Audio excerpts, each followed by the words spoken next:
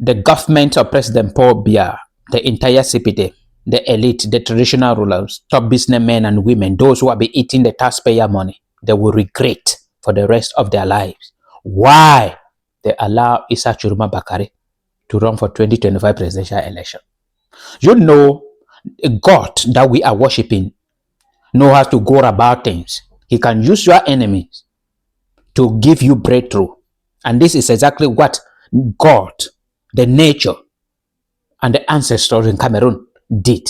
He used the enemy of the people, Issa Tchiroma Bakare, to liberate the people. You know, before Issa Tchiroma Bakare resigned from the government, Issa Tchiroma Bakare was classified at the same level with Atangaji.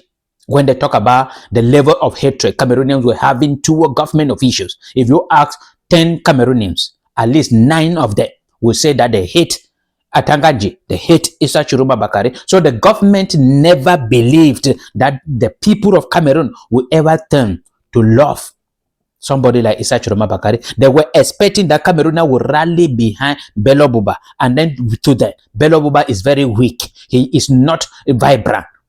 And then they can do and undo. They never believed that Cameroonians will rally behind Issa Tchiroma Bakare, their enemy. And then God used the enemy of the people to liberate the people. And now Issa Tchiroma Bakare is not the enemy of the people, but he is the one God had chosen to break the yoke over Cameroon, to break the curses that the CPT have put upon the people of Cameroon. And he is doing it. This presidential election, the CPT are doing everything possible to manipulate the election, because out of the 31,000 plus polling stations, they voted only in around 20,000 plus voting station, a polling station. Many of those polling stations, there was no voting there, especially in villages, especially in southern Cameroon. Like my village, there was no voting. The Amazonia refused, no voting.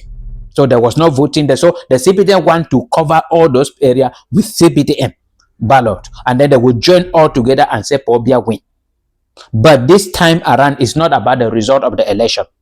Cameroonians are determined for change, and then it is either the CPTM go home peacefully, surrender to the people of Cameroon and go home peacefully, or the people of Cameroon will take it by force.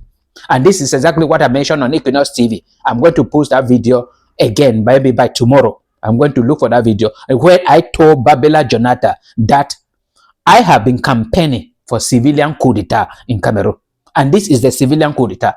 When we talk about civilian coup d'etat, many people were thinking about a lot of things, where up to the point where the National Communication Council got involved in it. But I was talking about civilian coup d'etat, in which I explained is in several videos. Cameroonians standing up and taking power from the government of President Paul Biya. And this is exactly what the government of President Paul, what Cameroonians are doing this time around against the government of President Paul Biya. It is called civilian coup d'etat. They will take it by force. If you wish, you give them willingly, or they will take it by force. The whole issue is that what come this year, before December this year, the CPTM would be history in Cameroon. CPTM will be history in Cameroon come this December. There is no way they can stay in power. Cameroonians are tired, and there is no way for them except to hold and fight and take their destiny back.